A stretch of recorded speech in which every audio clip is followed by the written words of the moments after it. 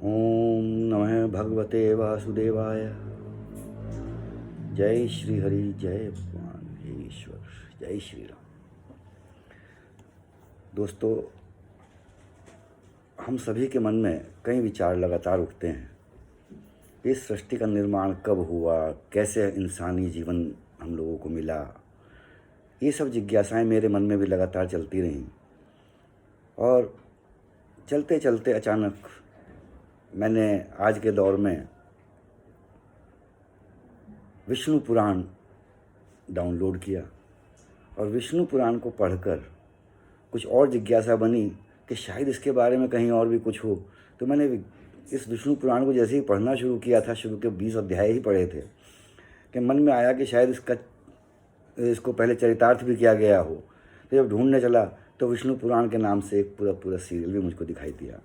इन दोनों को समावेश करते हुए एक कहानी और पढ़ी, तो उसको भी पढ़ा और उन तीनों को मिश्रण करके मैं एक कहानी जो हर बच्चे बड़े के लिए बहुत उपयोगी साबित हो सकती है, वो कहानी मैं आपके सम्मुख प्रस्तुत कर रहा हूँ। इस कहानी में भक्ति के प्रभाव को भी दिखाया है, राजा के कर्तव्य को भी दिखाया है, पिता और पुत्र के कर्तव्य को भी दिखाया है, कैसे भावनाएं आहत होती हैं, कैसे कोई बड़ा कार्य हो जाता है, कैसे कोई भक्ति में लीन हो सकता है, किस कारण से हो सकता है और उस भक्ति से हमको क्या क्या प्रसाद मिल सकते हैं, वो सब इस कहानी के अंदर है। श्रोता के ऊपर निर्भर है कि वो इसको किस तरीके से ले।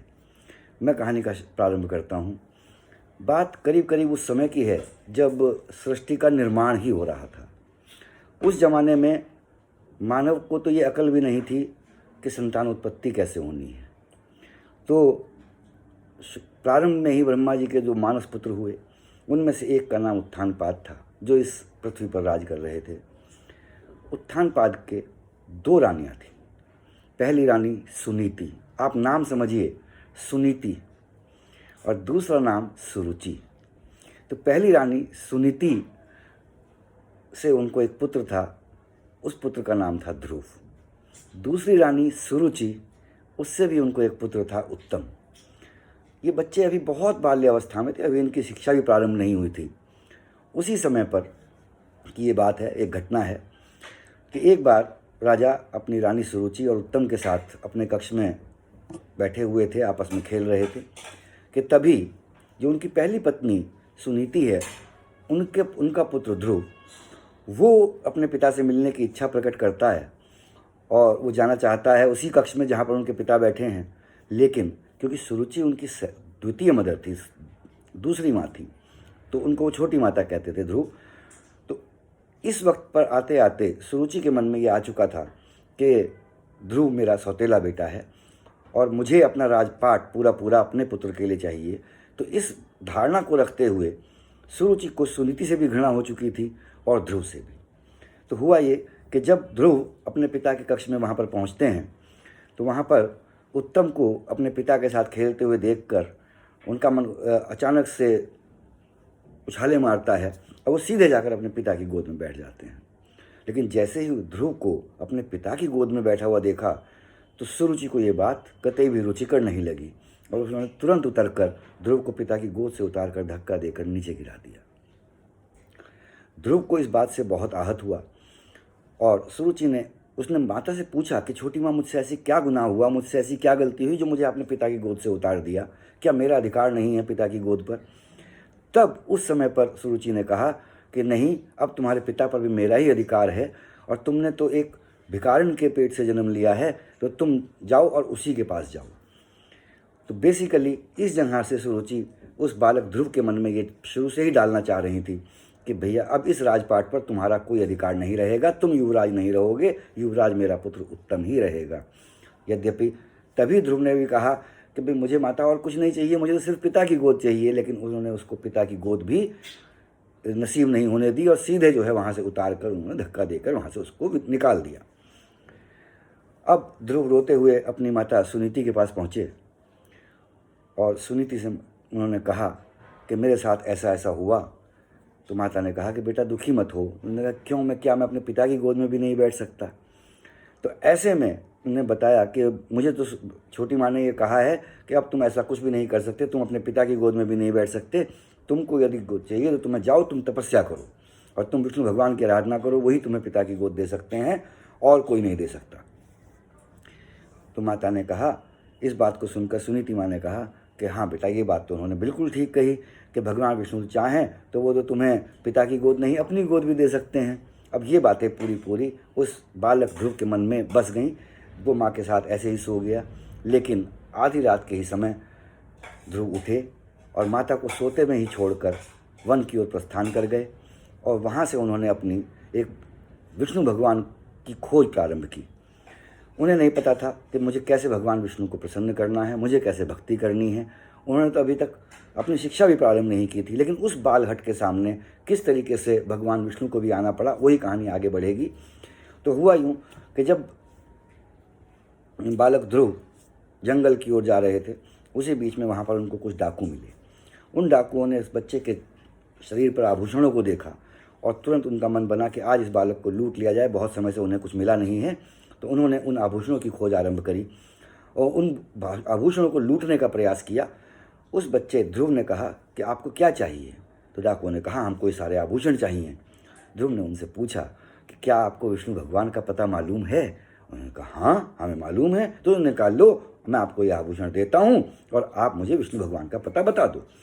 तो इस बात को सुनकर ध्रुव ने बहुत प्यार से, बहुत आराम से अपने सारे आभूषण उतारे, उन डाकुओं को सौंप दिए और वो डाकू ध्रुव को ये कहकर कि तुम्हें विष्णु भगवान से मिलाने ले जा रहे हैं, उनको मारने के लिए चल दिए। अब उस ज़माने में देखिए, हम लोगों ने विभिन्न प्रोग्रामों में देखा होगा कि भगवान ऊपर से सब कुछ देखते हैं। हमें भी बड़े ने बताया है कि हम जो भी कुछ करते हैं भगवान देखते हैं। तो इस ध्रुव के ये जो पूरा प्रकरण हो रहा था, भगवान ऊपर से देख रहे थे। श्री हरि भगवान विष्णु अपनी शेष शैया पर हैं, माता लक्ष्मी उनके साथ विराजमान हैं। माता लक्ष्मी विष्णु जी से कहती हैं कि प्रभु, क्या आपको ये अन्याय दिखाई नहीं पड़ रहा? उस राजमहल से निकलकर ये बालक इतने कष्टों में आ गया है आपकी खोज में, क्या आपको इसका दुख नहीं दूर करना चाहिए? और ये डाकू इसको लेकर जा रहे हैं, मार डालेंगे, क्या आप कुछ नहीं करेंगे? तो विष्णु भगवान ने कहा कि मैंने सृष्टि का कार्य ब्रह्मा जी को दिया हुआ है, मैं उनके कार्य में हस्तक्षेप नहीं कर सकता और जो उसके भाग्य में लिखा है वही होगा। तो ये कहकर भगवान विष्णु पुनः अपनी समाधि में चले गए। लेकिन माता लक्ष्मी से रहा नहीं गया और वो तुरंत नीचे आईं।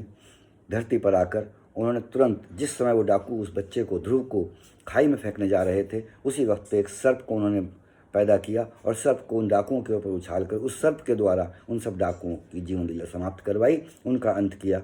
और उसके बाद कुछ समय तक ध्रुव के साथ रहीं। ध्रुव को थोड़ा पुचकारा, सहलाया और उसको कुछ खाने पीने के लिए दिया और उसके बाद वो फिर अपने लोग चली गईं।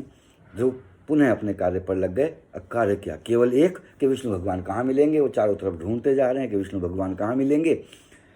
अगला दिन हो गया, पुनः लक्ष्मी माँ ऊपर से आईं, बच्चे के लिए खाने को कुछ दिया, ये कहा कि मैं ही तुम्हारी माता हूँ और लो तुम ये खाओ। और बच्चे ने वो खा भी लिया और उसके बाद ये अपना आगे की ओर बढ़ने लगे। लेकिन इनको ये जो आगे बढ़ रहे थे, इस यात्रा को जब माँ लक्ष्मी देख रही थी, उनसे रहा नहीं जा रहा था। वो भगवान विष्णु से बोलने कि प्रभु, ये तो बहुत अनर्थ हो रहा है। लेकिन भगवान विष्णु ने इसमें कोई भी सहायता करने से स्पष्ट इनकार कर दिया।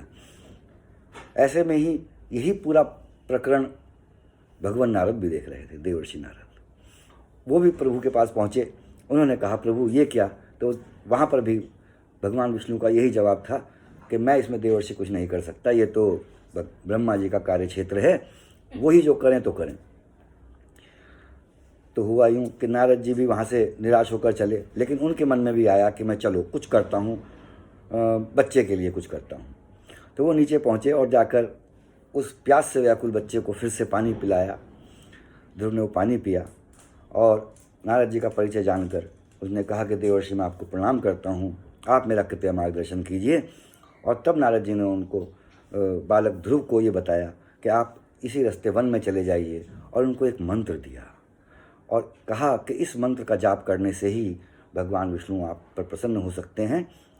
तो वो मंत्र वही है जो हम सब जानते हैं कि ओम नमः भगवते वासुदेवाय। इस मंत्र का निरंतर आप जाप करो, वन में चले जाओ, तो आपको वहाँ पे कोई देखेगा नहीं, कोई डिस्टर्ब नहीं करेगा, कोई आपको विचलित नहीं कर सकेगा। तो आप उस जगह पर जाकर निरंतर इसका जाप करें बिना तोड़े, तो ये आपके व्रत को सिद्ध करेगा, आपके संकल्प को पूरा कराएगा। और ध्रुव इस बात को मन में बिठाकर तुरंत वन की ओर चले गए और वहाँ जाकर घोर तप करना शुरू कर दिया।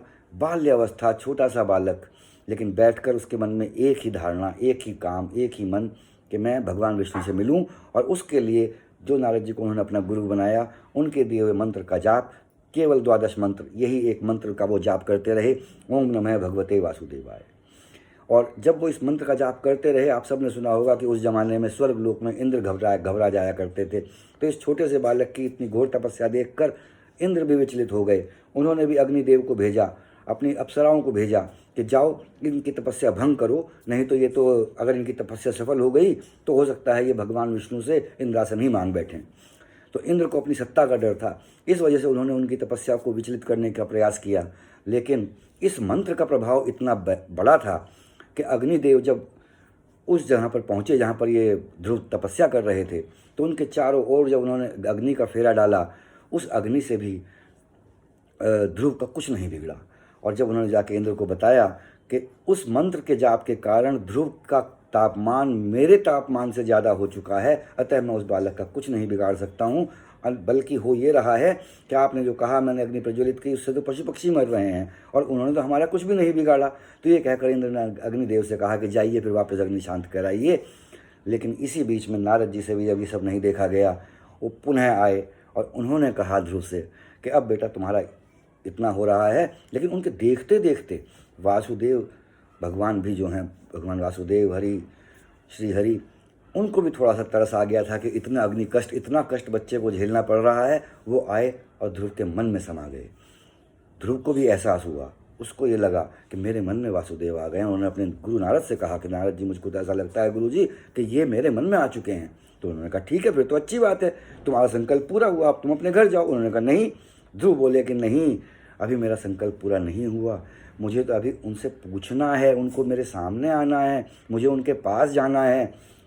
उन्होंने कहा कि देखो तुम तो उनके पास नहीं जा सकते जिंदा रहते हुए, हाँ अब वो चाहें तो आ भी सकते हैं, लेकिन अभी तुम्हें अपना तप और भयंकर करना होगा और बड़ा करना होगा। तो उन्होंने उस बड़ा करने के लिए उपाय बताया कि तुम पहले खाना छोड़ दो। तो उन्होंने पहले खाना छोड़ दिया, जाप करते रहे। फिर पानी छोड़ दो, पानी भी छोड़ दिया, उसका भी जाप करते रहे, तब भी जाप करते रहे। लेकिन इस बीच में शरीर धीरे धीरे, एक तो बाल्यावस्था का शरीर बहुत दुर्बल होता चला गया, लेकिन उन्होंने अपना तप नहीं छोड़ा। अंत में जब फिर नारद जी आए, उन्होंने देखा कि इतना कुछ, तो उन्होंने कहा अच्छा तुम एक काम करो, ओम के साथ ही ओम जाप करो और साथ ही अपने श्वास को रोक लो और मन ही मन में इस पूरे मंत्र का जाप करते रहो। नारद जी का इतना कहना था और ध्रुव ने तुरंत इस मंत्र का जाप किया, ओमकार किया, ओम के साथ श्वास अंदर भरी और सांस रोक ली और सांस रोके रोके मन में इस जाप को शुरू किया। इधर ध्रुव का श्वास रोकना था, पूरी सृष्टि हिल गई, पवन का चलना बंद हो गया, सारे जीव जहाँ थे वहीं जड़ हो गए, नदियाँ रुक गईं। जब ये सब सृष्टि ठहर गई, अब इंद्रदेव परेशान हुए, सारे देवगण परेशान हुए। सब लोग भागे भागे ब्रह्मा जी के पास गए। ब्रह्मा जी ने कहा मेरा तो काम उत्पादन था, मैंने सृष्टि की रचना की थी, मैंने ये रचना कर दी, मैंने इंसान को बना दिया, अब आगे पालन करता तो श्री हरि हैं, वही कुछ कर सकते हैं। वैसे भी वो जाप विष्णु भगवान का कर रहा है बालक, तो मैं क्या करूं। तो अब ब्रह्मा जी सहित सारे देवता विष्णु जी के पास गए और विष्णु जी को भी अंततः नीचे आना पड़ा। और इस जगह पर आकर वो श्री ध्रुव के सामने प्रकट हुए और उनसे कहा कि बालक अब तुम मेरे समीप आओ। और उनको देखकर ध्रुव ने अपने आप को धन्य माना, उनको प्रणाम किया और तुरंत उनके ऊपर सवालों की बौछार लगा दी कि क्यों मेरी छोटी माँ ने मेरी माँ का अपमान किया, क्यों मुझे मेरे पिता की गोद में नहीं बैठने दिया, क्यों ऐसा हुआ और क्यों वैसा हुआ। और प्रभु ने कहा बेटा आओ, और धीरे से उसको अपनी गोद में बिठाया। और जैसे ही ध्रुव गोद में बैठा, ध्रुव के मन के सारे सवाल शांत हो गए। खुद उन्होंने कहा कि बेटा अब कोई प्रश्न। तो ध्रुव ने कहा कि अब तो कोई प्रश्न ही शेष नहीं, मुझे पूरा ज्ञान प्राप्त हो गया। और इसके बाद इसी जगह पर बिना मांगे भगवान श्री हरि विष्णु ने ध्रुव को वो वरदान दिया जिसके कारण वो आज भी अटल हैं। ध्रुव से कहा कि तुम्हें उस वक्त तो वो गोद नहीं मिली, कोई बात नहीं, तुम्हें वंचित किया गया, लेकिन मैं तुम्हें वरदान देता हूँ कि इस पूरी रची हुई सृष्टि जो मेरी गोद में है, इसके अंदर तुम्हें सबसे उच्च स्थान प्राप्त होगा। इस सौरमंडल में जहाँ सप्तऋषि हैं, सूर्य है, चंद्रमा है, इन सब से ऊपर तुम्हारा एक लोक होगा, उसको ध्रुव लोक के नाम से जाना जाएगा। और तुमको ध्रुव तारे के रूप में जब तक ये सृष्टि रहेगी तब तक लोग पूजते रहेंगे, याद करेंगे। आज भी जब हम देखते हैं उत्तर दिशा में चमकता हुआ एक स्थिर तारा ध्रुव तारा, ये उसी ध्रुव तारे की कहानी थी, ध्रुवलोक की कहानी थी। और इसी कहानी के अंत में बस इतना ही होता है कि स्वयं श्री हरि भगवान विष्णु, नारद जी और माँ लक्ष्मी साथ में उस ध्रुव को लेके जाते हैं और कहते हैं कि अब जाओ और 36,000 वर्षों तक तुम्हें ये राज करना है, यहाँ की प्रजा का तुम्हें रक्षण करना है, एक आदर्श राज्य की स्थापना करनी है। तो भगवान विष्णु से मिले हुए उस परम ज्ञान को लेकर